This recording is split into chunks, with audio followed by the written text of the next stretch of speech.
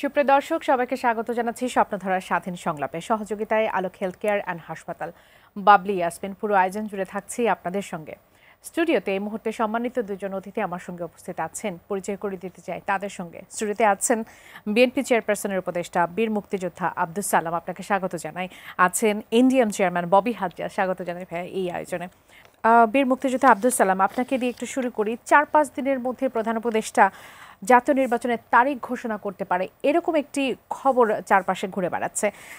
বিশেষ করে গত শনিবার তিনি 14টি রাজনৈতিক দলের সঙ্গে যে একান্ত বৈঠক করেছেন, সেখান থেকে এই ঘোষণাটি মূলত আমরা জানতে পারছি। কোনো শর্ত ছাড়া, কোনো টার্মস অ্যান্ড কন্ডিশন ছাড়া আমরা কি নির্বাচনের তারিখ পেতে যাচ্ছি? আপনি কতটুকু আশাবাদী? আপনাকে ধন্যবাদ, আমার সহ আলোচক তাকে ধন্যবাদ জানাই। যারা আজকের অনুষ্ঠান দেখছেন শুনছেন তাদেরকে ধন্যবাদ। শুনুন, এই সরকারের তো মূল এজেন্ডাই হওয়া উচিত ছিল নির্বাচন, আর বাকি সব হলো সম্পূরক। কিন্তু এখন বাকিগুলো হয়ে গেছে মূল, আর নির্বাচনটা হয়ে গেছে অপ্রধান।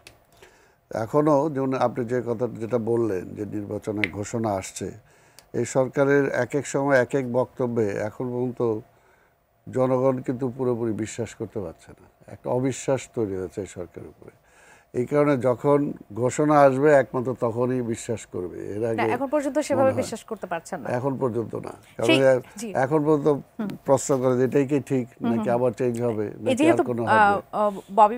ববি ভাই সেখানে ছিলেন, আমি একটু তার কাছ থেকে শুনি যে আপনার কাছে কি মনে হয় যে 4-5 দিনের মধ্যে আমরা নির্বাচনের সুনির্দিষ্ট তারিখ পেতে যাচ্ছি কিনা টার্মস অ্যান্ড কন্ডিশনস ছাড়া? জি, প্রথমে বাবলি আপনাকে অসংখ্য ধন্যবাদ। একই সাথে আমার বিজ্ঞ সহ আলোচক সহ এটিএন এর সকল শ্রোতাকে আমার সালাম এবং শুভেচ্ছা। প্রথম কথা হলো, ছোট্ট একটু ভুল আছে, 4-5 দিন বলা হয়নি। আচ্ছা, কারণ মানে অ্যাকচুয়ালি আলোচনাটা আমার সাথে হচ্ছিল ভেরি স্পেসিফিক, এবং আমি মানে কিছু বক্তব্যের পর প্রধান উপদেষ্টার প্রতি একটা আহ্বান জানাই যে এখন, কারণ আমাদের আলোচনাটা আসলে গতকালের মিটিংটা ছিল হলো দেশের সার্বিক আইন শৃঙ্খলা বাহিনীর অধঃপতন বা এই পরিস্থিতি নিয়ে আমরা কিভাবে মোকাবেলা করতে পারি। আমি যুক্ত করি, জাতীয় পার্টি কাজী জাফরের অংশের আর কি চেয়ারম্যান মোস্তফা জামাল হায়দার বলেছেন, তিনি নিজের মুখে বলেছেন যে 4-5 দিন। না, আমি আপনাকে পরিষ্কার করেই বলছি, ভুল বলেছেন, এর জন্য আবার পরিষ্কার করছি। তো তখন এই আলোচনায় আমি প্রধান উপদেষ্টাকে বলি যে যদি নির্বাচনের তারিখটা সঠিকভাবে ক্লিয়ারলি অ্যানাউন্স করা হয় আপনার তরফ থেকে, তাহলে একটা স্টেবিলিটি আরও শক্তভাবে আসার সম্ভাবনা আছে। এবং আমরা আজকে এখানে এসেছি আপনার কাছে আহ্বান জানাচ্ছি, আপনি যদি আমাদেরকেও জানান, আমরা এখান থেকে বেরিয়ে জনগণকে আপনার স্পোকসপারসন হিসেবে জানাতে পারি। একদম আমার এই কথা প্রেক্ষিতে মাননীয় প্রধান উপদেষ্টা বলেন যে কয়েকদিনের ভেতরেই আমি অফিসিয়ালি অ্যানাউন্স করে দিচ্ছি। তো যখন আমি ওনাকে জিজ্ঞেস করলাম কয়েকদিন মানে কি, তখন উনি আর কিছু বলেননি। ওই সময় মানে এগেন সবাই আমার আলোচনায় বসা প্রেস উইংয়ে যারা দায়িত্বরত ছিলেন, শফিক ভাই এবং ওনার সহযোগী যারা ছিলেন, ওনারা তখন পরিষ্কার করলেন যে 5ই আগস্টের ভেতরে, 5ই আগস্টের মধ্যে। সো এখানে 4-5 দিনের আলোচনা হয়নি, কয়েকদিন বলা হয়েছে। এবং কয়েকদিনটা যখন ক্লারিফিকেশন চাওয়া হয়েছে, না মানে 5ই আগস্টের মধ্যে বলেছেন, সো তার আগে হতে পারে, আগামীকাল 4-5 দিনেও হতে পারে। আমি জাস্ট পয়েন্টটা বলছি যে 4-5 দিন বলা হয়নি, বলা হয়েছে 5ই আগস্টের ভিতরে। এটা কি সুনির্দিষ্ট হবে, এটা কি বুঝতে পেরেছেন? না, আমি বলছেন আগামী কয়েকদিন, 5ই আগস্টের মধ্যে, so latest 5th August latest. এখানে অবভিয়াসলি আমি আমার পার্সোনাল ইন্টারপ্রিটেশন দিতে পারি যে 5ই আগস্ট একটা খুব গুরুত্বপূর্ণ দিন, স্বৈরাচারের পতনের 1 বছর পূর্ণ হবে।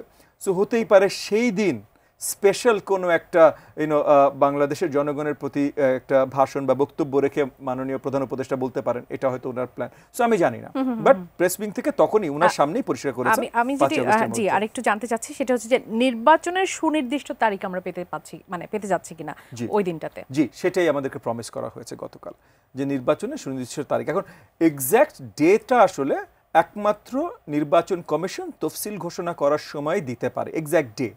তবে মাননীয় প্রধান উপদেষ্টা সরকারের প্রধান হিসেবে অ্যানাউন্সমেন্ট দিতে পারেন যে কবে হতে যাচ্ছে। সো মানে মনে করেন নির্বাচন কমিশনকেও তো উনি ইনস্ট্রাকশন দেবেন, সো উনি যদি ইনস্ট্রাকশন দেন যে ফেব্রুয়ারির 2য় সপ্তাহে, তাহলে এইটাই উনি অ্যানাউন্সমেন্ট দিতে যাচ্ছেন, এরকম কিছু একটা অ্যানাউন্সমেন্ট দিতে যাচ্ছেন। আপনার কথার প্রেক্ষিতে যদি জিজ্ঞেস করতে চাই যে মানে ধরে নিচ্ছেন এটি কি ফেব্রুয়ারি, নাকি ফেব্রুয়ারির চেঞ্জ হতে পারে?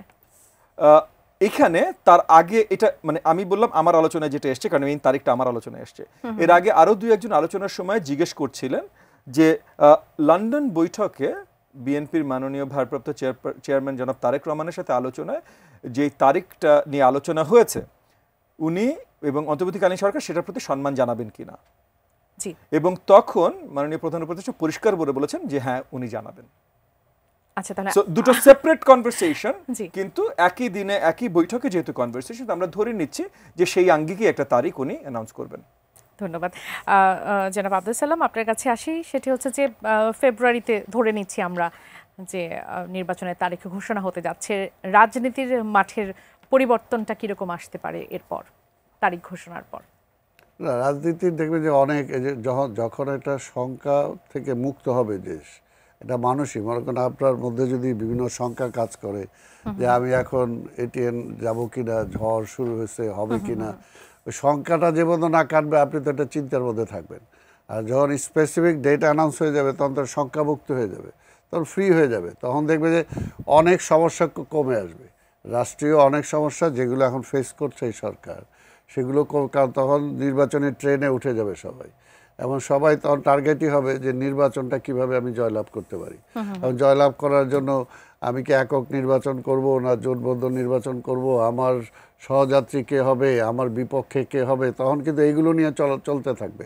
তো কাজে তখন কিন্তু আর অন্য কোনো চিন্তা খুব কমে যাবে। আর দীর্ঘদিন পর যেহেতু প্রায় 3টা নির্বাচন মানুষ ভোট দিতে পারে নাই, তখন আরেকটা নির্বাচনে ভোট দেওয়ার জন্য অপেক্ষা করছে মানুষ, বিশেষ করে নতুন যারা ভোটার হয়েছে গত 10 বছরে একটা ভোটও দিতে পারে নাই, কাজে তারা তো উদ্গ্রীব হয়ে বসে আছে। তো এই কারণেই আমার মনে হয় যদি ডেটটা অ্যানাউন্স হয়ে যাওয়ার পরে দেখবেন যে টোটাল পরিবেশ পরিস্থিতিটা অনেক চেঞ্জ হয়ে যাবে। তবে এইখানেও সচেতন থাকতে হবে। আমরা জানি যে বিগিনিং থেকে আমরা যে কথাটা বলে আসতেছি যে পরাজিত ফ্যাসিবাদ কিন্তু এখনও শেষ হয়ে যায়নি, কাজে তারা চেষ্টা করবে, তারা তো চেষ্টা করতেই থাকবে, তবে সেই সময় চেষ্টা করে খুব বেশিটা লাভবান হবে না আমরা। সেই সময় তো সব কিছু মেনটেন করার জন্য রাজনৈতিক দলগুলো আরও বেশি সচেতন থাকবে, সরকারও সচেতন থাকবে এবং পিপুলও সচেতন থাকবে, তখন আর ইচ্ছা করলেও কিন্তু অনেক কিছু তারা করতে পারবে। জি, আরেকটি বিষয় জানতে চাই। অনেক নির্বাচন প্রশ্নে এখন সংস্কার প্রশ্নে, নির্বাচন প্রশ্নে গণঅভ্যুত্থান পরবর্তী সময়ে যা যা আমরা আসলে দেখেছি তার প্রেক্ষিতে অনেক বুদ্ধিজীবী বলছেন যে আসলে নির্বাচন করে কি হবে, এই শাসন কাঠামোর মধ্যে থেকে একটি দল এলেও কাঙ্ক্ষিত পরিবর্তন হবে না। বিএনপি কি মনে করছে?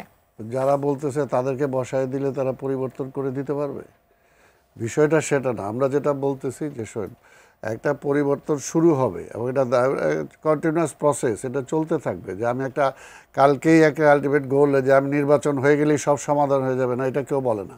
নির্বাচনের পরে অন্তত একটা প্রসেসের মধ্যে আসবে। এতদিন তো কোনো সিস্টেম ছিল না, কোনো প্রসেস ওয়ার্ক করে নাই, অল সিস্টেম ব্রোকেন। তো কাজে এখন আমরা ওই সিস্টেমটাকে ফিরে আনার জন্য এই যে আলোচনা যেগুলো হচ্ছে, এই আলোচনাগুলোর মূল তো একটাই, যে কিভাবে পরবর্তী পর্যায়ে নির্বাচিত সরকার যাতে আর ফ্যাসিস্ট হতে না পারে। তো ফ্যাসিস্ট না হইতে পারার জন্য তো অলরেডি কয়েকটা যেটা আলোচনা হয়েছিল, এই আলোচনাগুলোই অনেকটা মূল। মনে করে যদি নির্বাচনের মাধ্যমে সরকার পরিবর্তন হবে, নির্বাচনের মাধ্যমে যদি খালি এটা 1 নম্বরে ধরি, তাহলে দেখবে যে অনেক কিছু কমে যাবে, তাহলে আর তার টেনুর বাড়ানোর কোনো সুযোগ নেই। আরেকটা যেটা আছে যে 10 বছরের বেশি প্রধানমন্ত্রী থাকতে পারবে না, তাই না? তো সেটাও দেখবে যে অনেকটা কাজে আসবে।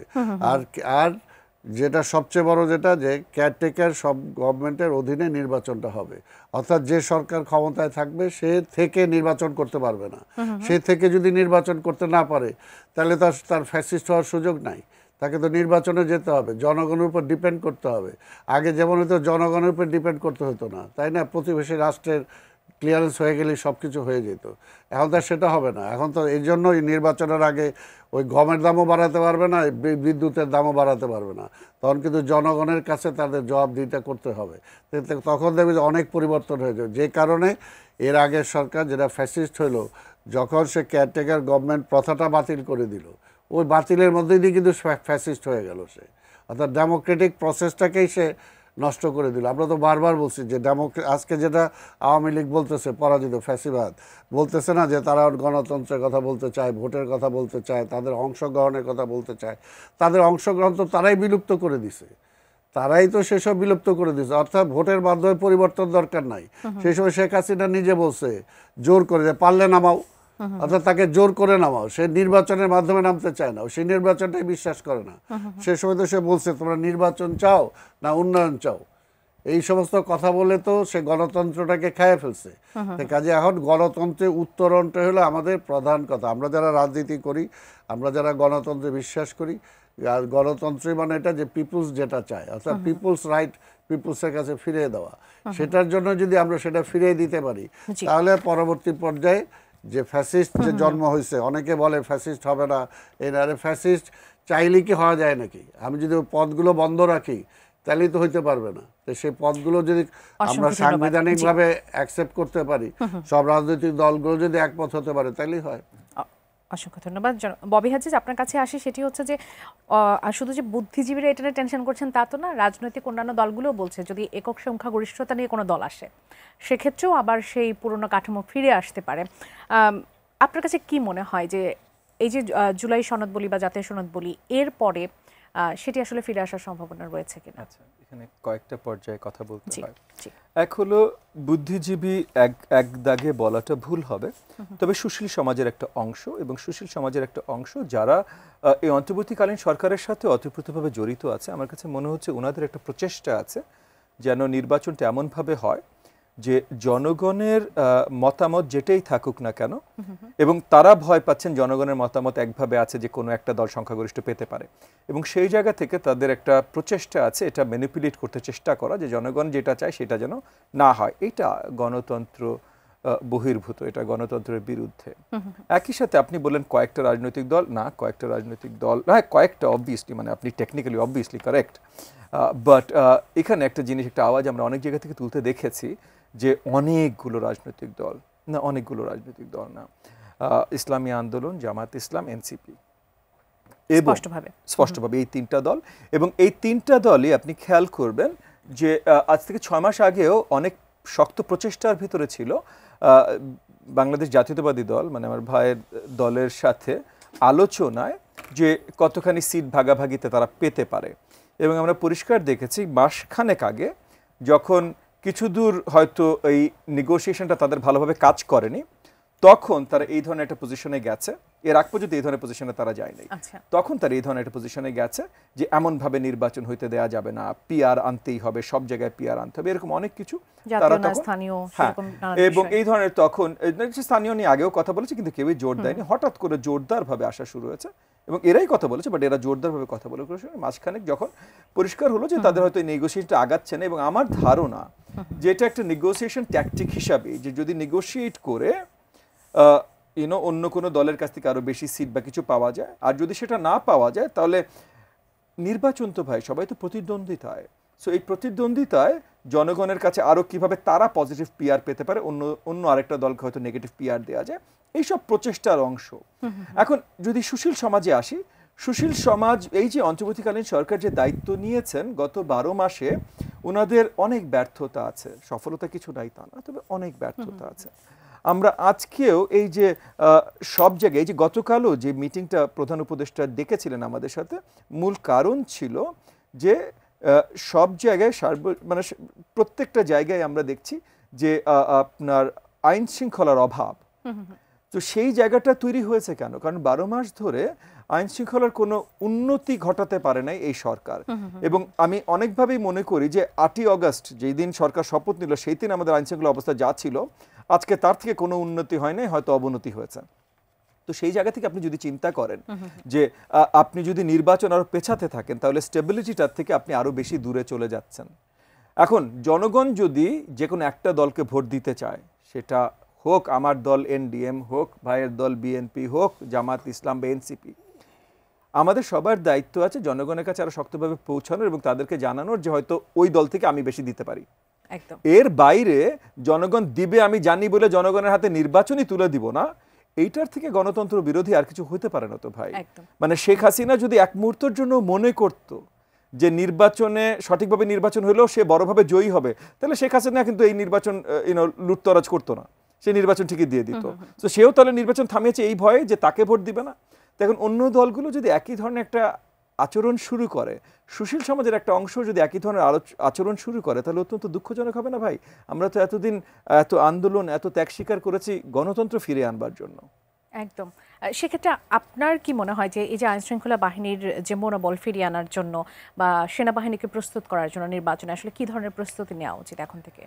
আগে সেনাবাহিনীতে আসি। তাহলে সেনাবাহিনী থেকে পরিষ্কার একটা প্রস্তাব জানানো হয়েছে যে প্রত্যেকটা ডিভিশনে যদি আলাদা আলাদা দিনে নির্বাচন করা হয়, সো একদিনের বদলে 8 দিন বা 8 দিন যদি আপনি 3 দিন মাঝখানে ভেঙে ভেঙে দেন 24 দিন, সো 1 মাস সময় নিয়ে, সো 8টা ডিভিশনে 8টা দিন 1 মাস সময় নিয়ে যদি নির্বাচন করা হয়, সেনাবাহিনী কনফিডেন্টলি জানিয়েছেন যে তারা ফুল প্রোটেকশন দিতে পারবেন, ফুল আইন শৃঙ্খলা প্রোটেকশন তারা মানে সাপোর্টটা তারা দিতে পারবেন। তাহলে এটা একটা উপায় হতে পারে। অনেক দেশে 1 মাস 1.5 মাস ধরে নির্বাচন, আমাদের পার্শ্ববর্তী ভারতে হয়, আমেরিকায় হয়, অনেক দেশে হয়। আবার উল্টো দিকে আপনি এমনও চিন্তা করতে পারেন যে গত 12 মাস ধরে আইন শৃঙ্খলা বাহিনীর হাত শক্ত করবার জন্য এবং জনগণের আস্থা তাদের উপরে ফিরিয়ে আনবার জন্য যেই আপনার জিনিসগুলো আমরা অনেক রাজনৈতিক দলরাই সাজেস্ট করেছি, সে একটা কাজও গত 12 মাসে অন্তর্বর্তীকালীন সরকার করেনি। এখনও যদি তাড়াহুড়ো করে এই জিনিসগুলো করা শুরু করে 3 মাস 2 মাস 4 মাস, কারণ যদি ফেব্রুয়ারিতেও ওনারা নির্বাচন দেন তবুও কিন্তু হাতে 6 মাসের বেশি আছে, ঠিক না? সো তাহলে এগুলো অনেক কিছুই করা সম্ভব। পয়েন্ট হলো ওনারা করবেন কিনা।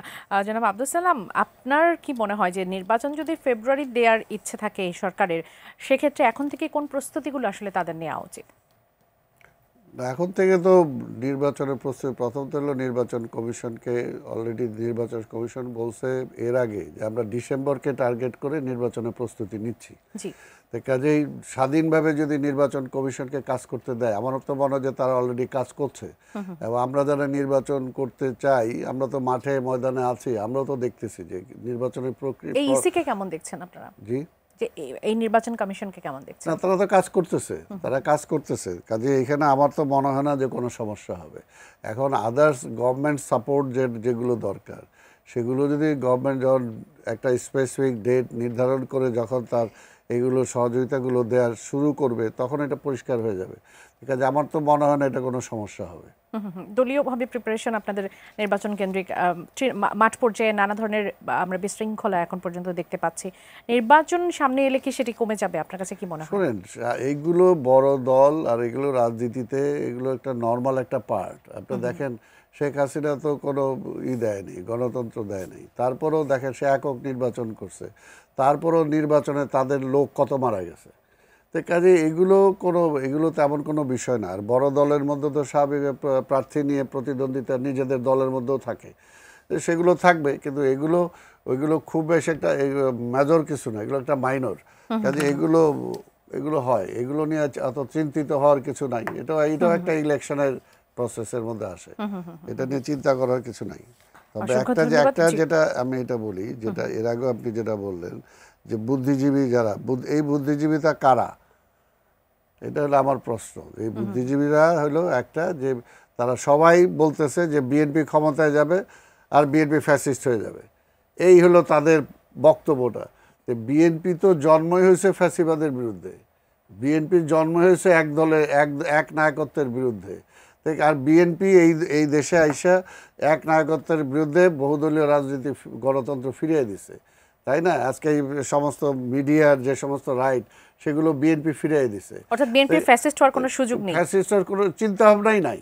আচ্ছা, আর যেহেতু বিএনপি আগেই বলছে, বললাম তো আজকে যে সংস্কার, এই সংস্কার তো বিএনপির পক্ষ থেকে আগেই বলা হয়েছে। যখন ফ্যাসিবাদ ক্ষমতায় ছিল তখন তার মধ্যে দিয়ে আমরা বলছি যে এই টোটাল সমস্ত কিছু ভেঙে গেছে, এই রাষ্ট্র ব্যবস্থা দিয়ে আর চলে না, কাজে রাষ্ট্র ব্যবস্থাকে ঢেলে সাজাতে হবে, এটা তো বিএনপি আগেই বলছে। কাজে তারা ইচ্ছাকৃতভাবে এগুলো বলে, এবং এটার মধ্যে ম্যাক্সিমামে হলো যারা ফ্যাসিবাদের পক্ষে, যারা ফ্যাসিবাদকে আবার ফিরে আনতে চায়, তারাই কিন্তু আজকে ওই কথাগুলো বলে। আর আজকে যে পিআর সিস্টেম, অমুক সিস্টেম, এগুলো যারা বলে, এগুলোর মধ্যেও কিন্তু আপনার সুচিন্তিতভাবে দেখবে যেগুলো ফ্যাসিবাদকে ফিরে আনার জন্যই কিন্তু এই সিস্টেমের কথা বলা হচ্ছে।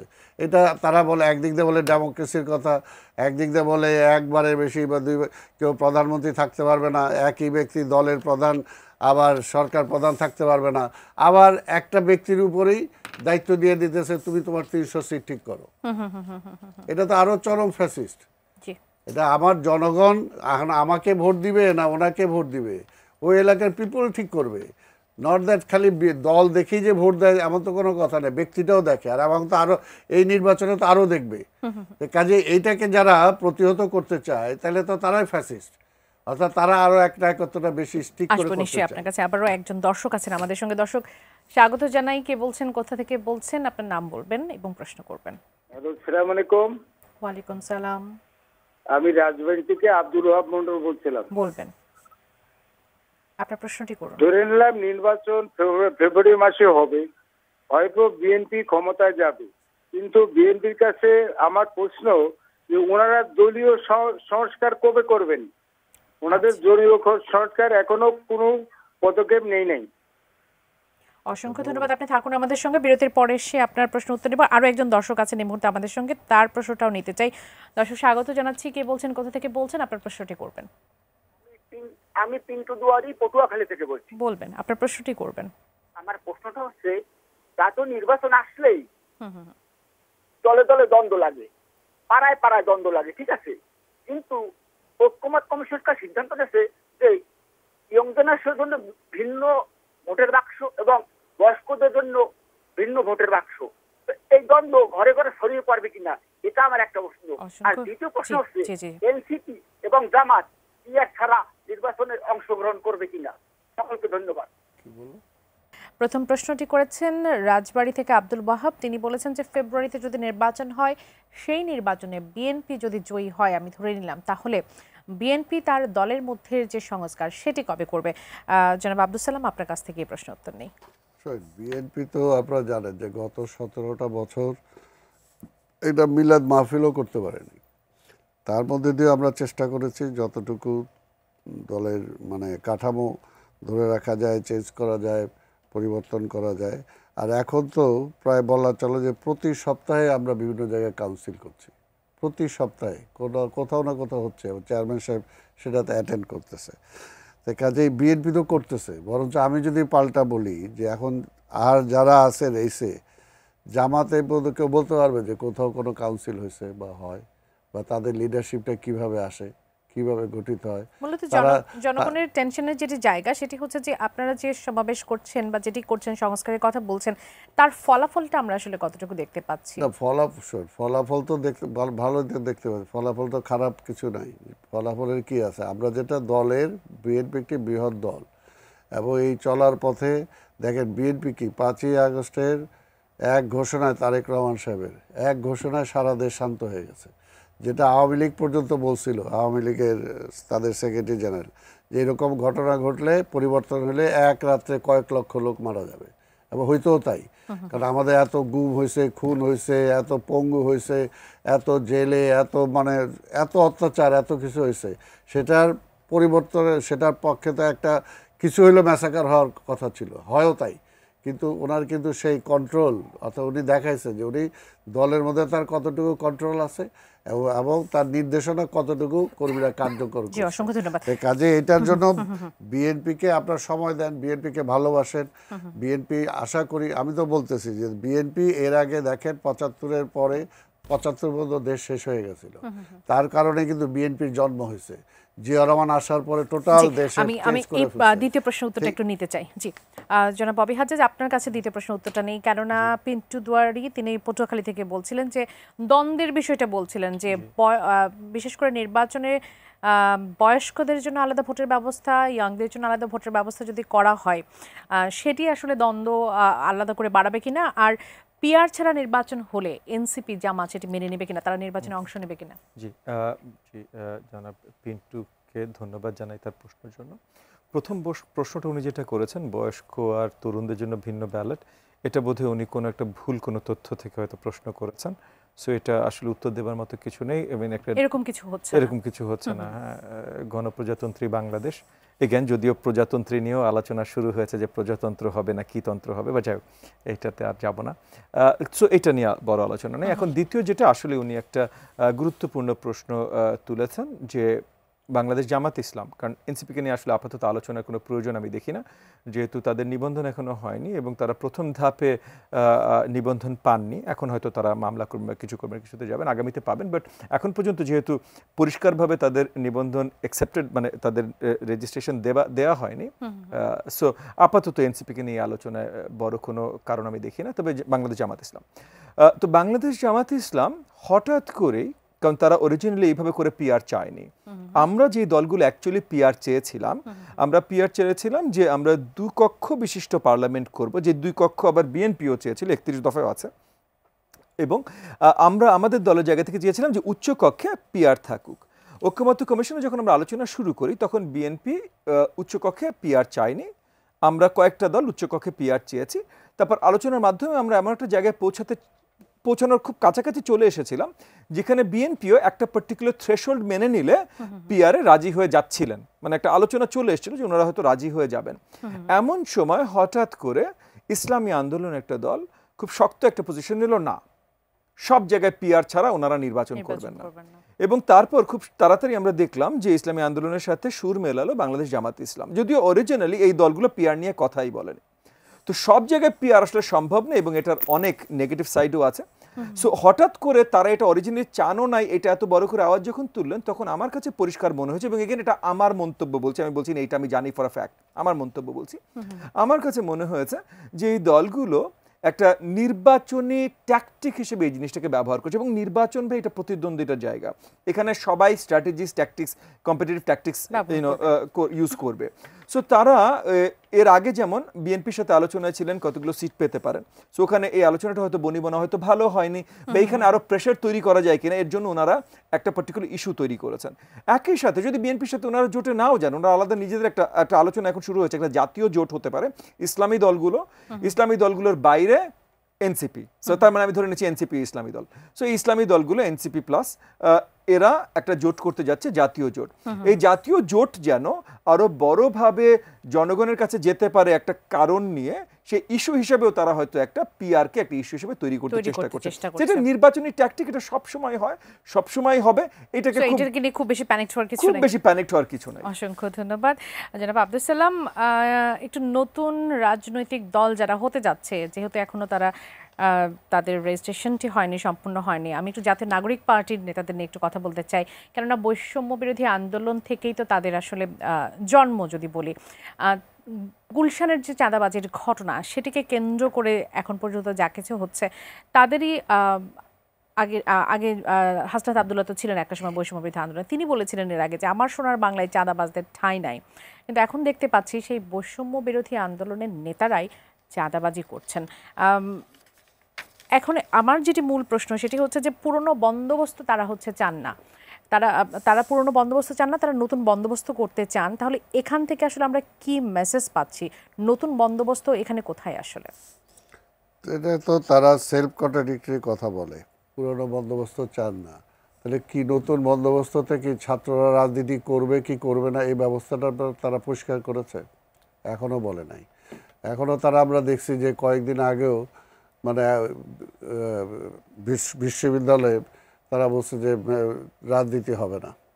তা এখন এটা হলো যে তারা কি চায়, আসলে তারা কি চায়, কারণ এটা বলাটা সহজ, করাটা বড় কষ্টকর। এখানে দল উনি যেটা বললেন যে দল তারা করতে চাচ্ছে, কেউ দল করুক, আমরা তো এট দ্য ভেরি বিগিনিং আমাদের ভারপ্রাপ্ত চেয়ারম্যান তারেক রহমান সাহেব ওয়েলকাম করছে যে তারা যদি রাজনীতি করতে চায় আসুক, কোনো অসুবিধা তো নাই। কিন্তু রাজনীতি করা মানে কি, আপনি আমাকে ছোট করে আপনি বড় হওয়ার চেষ্টা করা তো দরকার নাই। তারা কি বলছে যে 50 বছর নাকি এই দেশের রাজনীতিবিদরা কিছুই করে নাই, অর্থাৎ তারা এসব সব কিছু করে, এই যে একটা ভাবের উপরে কথা বলা যেটা বাস্তবতার সাথে কোনো মিল নাই, তাই না? যে তার পূর্ব জন্মের ওদেরকেই ঠিক স্বীকার করে না, তাহলে সে দাঁড়াবে কিসের উপরে? তার পায়ের তলার কি আছে, মাটিটা কি? অনেক সময় তো আমরা এমন দেখছি যে 71-কেও অনেকে অস্বীকার করতে চাইছে। 71-কে 24 বড়, অবশ্যই 24 অনেক বড়, সেটা আমরাও স্বীকার করি, আমরা করেছি। এটা তো আমাদের ক্রিয়েশন। আমরা যদি বলি যে না আমাদের না, আমরা তো আমাদের ক্রিয়েশন। 17 বছর ধরে তো ট্রাই করে 24 আমরা ফিনিশিং দিছি। আমরা যদি এখানে বলি এই 24 বছরের 20 বছর আগে তারা নামে নাই কেন, 15 বছর আগে তারা নামে নাই কেন? এর আগে যখন নির্বাচন হয় নাই, মানুষ ভোট দিতে পারে নাই, সেই সময় তো ঢাকা বিশ্ববিদ্যালয়ে আমরা দেখি না এটার বিরুদ্ধে কোনো প্রতিবাদ হইতে। তো এর জন্যই বিষয়টা বলবো যে বলাটা শুধুমাত্র বলার জন্য না বলে আজকে দেশ নিয়ে চিন্তা করা উচিত। আজকে দেশের মধ্যে এমন কোনো কিছু হঠকারী করা উচিত না যাতে দেশটা আজকে ওয়ার্ল্ড পলিটিক্স, আজকে এই উপমহাদেশের পলিটিক্স সব কিছু চিন্তা করেই আমাকে আগাইতে হবে। শুধু আমি যেটা পারবো না এটা বলে দিলাম, আর বলে দিয়ে মানুষকে একটা অন্ধকারের মধ্যে রাখলাম, সেটি আসলে করা যাবে না বলে মনে করছেন। জি, আরেকটা আমি যেটা শেষ করতে পারি না, আগেরটা যেটা যে সংস্কারের ব্যাপারে যেটা আমার এক ভাই প্রশ্ন করছিল, আমি পরিষ্কারভাবে বলতে পারি যে ৭৫ উপর যেটা আমি শেষ করতে পারি না, ৭৫-এর পরে শহীদ জিয়াউর রহমানের আবির্ভাব ঘটছে, কিন্তু এই দেশের সেনাবাহিনীর জনগণ আইনে রাষ্ট্রপতির চেয়ারে তাকে বসাইছে, এবং বসানোর পরে যা বাংলাদেশের যত সংস্কার ম্যাক্সিমাম সংস্কার সে করেছে। এবং সবচেয়ে বড় কথা হলো যে সেই আদর্শ নিয়ে বিএনপিতে আছে। এবং আমি যেটা তাদেরকে এনশিওর করতে চাই যে তারেক রহমান সেই জিয়াউর রহমানের সন্তান, সেই খালেদা জিয়ার সন্তান, এবং তারেক রহমান আইসা এই সামনের দিনে ক্ষমতায় আসার পরে দেখবেন যে আপনারা মনে করছেন তারেক রহমান যদি দেশে ফিরে আসে তাহলে তৃণমূলে যে বিশৃঙ্খলা চলছে সেটি কন্ট্রোল থেকে নিতে পারবে, সবকিছুই কন্ট্রোল হবে এবং দেশেও পরিবর্তন আসবে। যেটা জিয়াউর রহমান অল্প সময়ের মধ্যে যে দেশে মানুষ দুর্ভিক্ষে মানুষ মারা গেছে, কবে আসবেন তিনি সেই প্রশ্নের উত্তর কতদিনে আসলে আমরা জানতে পারবো? আমরা তো তার অভাব ফিল করছি না, আমরা তার অভাব ফিল করছি না, সে তো আছে, দেশবাসী করছে, যেহেতু আপনি বললেন যে তিনি আসার পর সকল সমস্যা সমাধান হয়ে যাবে, দেশবাসীর কাছেও সে আছে। এবং স্বাভাবিক আপনারা দেখেন না কেন যে পুরানো ঢাকা একটা ঘটনা ঘটলো, তারেক রহমান কি ওটার সাথে ইনভলভ? তারেক রহমানকে মেরে ফেলার জন্য হুমকি কেন আসলো? তারেক রহমানের পোস্টার কেন ছিঁড়া হলো? তারেক রহমানের বিরুদ্ধে অশ্রাব্য সমস্ত স্লোগান কেন দেওয়া হলো? কারণ আমরা তো জানি যে আধিপত্যবাদের শক্তির টার্গেটই হলো জিয়া পরিবার। জিয়া পরিবারের মধ্যে এখন বর্তমান আছে তারেক রহমান, কাজে তাকে যদি ধ্বংস করে দেওয়া যায়, জাতীয়তাবাদী রাজনীতিটাকে ধ্বংস করে দেওয়া যাবে, তখন সে আধিপত্যবাদী শক্তির খপ্পরে আবার দেশটা পড়বে। তো সেই কারণে আমরা এনশিওর করতে চাই যে তারেক সাহেব খালেদা জিয়া এবং জিয়াউর রহমানের সন্তান হিসাবে আপনারা দেখবেন যে জিয়ার মতোই ভাবমূর্তি নিয়ে সে রাষ্ট্র ক্ষমতা পরিচালনা। জনাব পপি হাজ্জাজ, আপনার কাছে আসি শেষ মুহূর্তে একদম। এনসিপি বলছে যে নতুন সরকার পেলেও নতুন রাষ্ট্র পায়নি। আমরা তো জুলাই যে গণ অভ্যুত্থান, সেই গণ অভ্যুত্থানের পর তো আমরা নতুন বাংলাদেশটাই চেয়েছি, নতুন রাষ্ট্রটাই চেয়েছি। আপনার কাছে কি মনে হয় অন্তর্বর্তীকালীন সরকার কি সেই পরিবর্তনের প্রতিশ্রুতি রাখতে পারলো না? দেখেন, অন্তর্বর্তীকালীন সরকার অনেক পরিবর্তনের প্রতিশ্রুতি হয়তো এখন পর্যন্ত রাখতে পারেননি, তবে সব পরিবর্তনের প্রতিশ্রুতি আসলে তাদের ঘাড়ের উপরে ছিল না। তাদের মানে অন্তর্বর্তীকালীন সরকার মানে একটা অল্প সময়ের, automatically by virtue of being অল্প সময়ের দুর্বল সরকার। তাদের মেইন দায়িত্ব হলো স্টেবল একটা সরকার জনগণকে উপহার দিয়ে যাওয়া। তারপর ওই যে স্টেবল সরকারটা, তাদের ঘাড়ে ওই গুরু দায়িত্ব থাকে যে নতুন যে রাষ্ট্র কাঠামোতে যে বদলগুলো জনগণ চায় সেই বদলগুলো নিয়ে আসা, এবং তার জন্যই জনগণ কোন বদলগুলো চায় এইটা নিয়ে নির্বাচনে সবাইকে যেতে হবে, এবং যার বদলগুলো প্রমিসড বদলগুলো জনগণ পছন্দ করবে সে নির্বাচনে জয়ী হয়ে এসে সেই বদলগুলো করবে। তবুও আমাদের দেশের নির্বাচন, যেহেতু আমরা ১৫ বছর নির্বাচনের চেহারা দেখিনি, সেহেতু একটা জায়গা ছিল যে আমরা আলোচনায় আসবো যে মানে জনগণের কাছে যাওয়ার আগেও সবাই প্রতিজ্ঞাবদ্ধ হই এতখানি মিনিমাম চেঞ্জেস আমরা করব, যেটা ঐক্যমত্য কমিশন করছে। বাকি ভাই আপনার পার্সোনাল যদি কোনো এক্সট্রা চাওয়া থাকে, বা ভাইয়ের পার্সোনাল যদি কোনো এক্সট্রা চাওয়া থাকে, কোনো একটা ছোট গোষ্ঠীর যদি এক্সট্রা চাওয়া থাকে, সেটার জন্য বাকি পুরো গণতান্ত্রিক প্রসেসকে তো আটকে দেওয়া যায় না। সো এনসিপির কথা যখন হচ্ছে তখন এগেন তাদের পুরো অধিকার আছে এক্সট্রা চাওয়ার, কিন্তু তাদের এই এক্সট্রা চাওয়ার জন্য জনগণের ভোট প্রদান করবার অধিকার এবং গণতন্ত্র চর্চার অধিকার এটা আপনি লুণ্ঠন করবেন, এটা হতে পারে না। অসংখ্য ধন্যবাদ জনাব আব্দুল সালাম। একেবারে ছোট করে 1 মিনিটের মধ্যে জানতে চাইবো, আপনাদের মহাসচিব বলেছেন যে দেশে দক্ষিণপন্থী শক্তির উত্থান ঘটছে, আপনিও কি এরকম কিছু দেখছেন কিনা? কাদের নিয়ন্ত্রণে আসলে দেশের নিয়ন্ত্রণটা আসলে কাদের হাতে যাচ্ছে? ফ্যাসিস্ট শেখ হাসিনা যখন গণতন্ত্রটা শেষ করে দিচ্ছিল তখন থেকেই কিন্তু আমরা এটা বলতেছিলাম যে গণতন্ত্র যদি আজকে নস্যাৎ করে ফেলে তাহলে তো ওই ওই ওই রাজনীতিটারই জন্ম হবে এখানে। কারণ যখন ভেকুয়াম হয়, রাজনীতি থাকে না, তখন অপরাজনীতির শিকার হয়। আর বাংলাদেশে তো এটা চালানোর জন্য অনেকেই প্রস্তুত। পাশাপাশি আমরা জানি যে আজকে ভূ রাজনীতির যে অবস্থা, আজকে আমরা দেখতে পাচ্ছি মধ্যপ্রাচ্যে আজকে কি ঘটতেছে, আজকে আমার প্রতিবেশী রাষ্ট্রে কি ঘটতেছে। এখানে এগুলো তো আমার মাথায় রাখতে হবে, এগুলো রেখেই এই জন্য বিএনপি অলওয়েজ, বিএনপি দেখেন না ডানপন্থী না বামপন্থী, বিএনপি কিন্তু মধ্যপন্থী। অর্থাৎ আপনি আমাকে কোনো কট্টর না যে হ্যাঁ আমি ইসলাম, আমি মুসলমান, আমি সেটা বিশ্বাস করি, তার মানে এই না যে আমি আবার এমন আছি যে হিন্দুকে কতল করে দেব। আবার ওইটাও না যে আমার মুক্তবাদের অর্থনীতি বলতে যেটা আজকে আমাকে অ্যাকসেপ্ট করায়, তাহলে আজকে যদি অন্য একটা রাজনীতি আসে তাহলে কি আজকে সেই ফর্মুলাটা থাকবে না। তো এর জন্যই আমরা যেটা বলি এখন একটাই যেটা দরকার শুধু এই সরকারের কাছে এটা পরিষ্কার, যেটা আমি বলতে চাই, এর আগেও বহুবার বলছি যে সেনাবাহিনীকে শেখ হাসিনা ধমক দিত, খবরদার তুমি যদি কু করে ক্ষমতা নিতে চাও তোমার বিচার হবে। তো সেই সময় যদি শেখ হাসিনাও যে কু করে ক্ষমতা নিছে, তাহলে তার বিচারটা হইলেই কিন্তু এটা পরিষ্কার হয়ে যাবে ভবিষ্যতে। আর সিভিলিয়ানরাও কে কু করতে চাবে, সেও তো কু করছে, নির্বাচন ছাড়া ক্ষমতা নিছে। তো এই কারণে দুইটারই পানিশমেন্ট একদম 100% যেটা বড় পানিশমেন্ট সেটা দরকার।